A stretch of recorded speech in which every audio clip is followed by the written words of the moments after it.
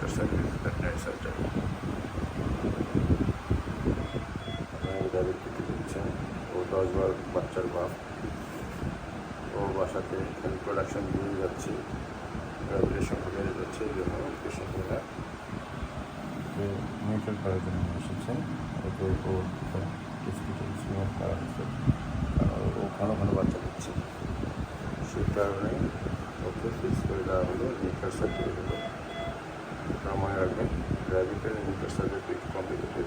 ওদের testicular size লম্বাটে dog টাইপের মতো নয়, যার ফলে এবং ওদের স্পোটামটা খুব পাতলা হয় এবং ব্লাড সাপ্লাই সিস্টেম যাকে খুব সাবধানে এটা করতে হয়, না এক্সেসিভ ব্লিডিং হয়ে লাইফ এক্সের ব্যবস্থা সুবিধে থাকে হতে পারে। সেক্ষেত্রে অভিজ্ঞ ডাক্তারের মাধ্যমে এই neutral plus space surgery of rabbit করা উচিত। ভিউয়ার্স, পর্যন্ত দোয়া করবেন। এখন ওকে আমরা মেডিকেশনের মাধ্যমে দিয়ে এসেছি।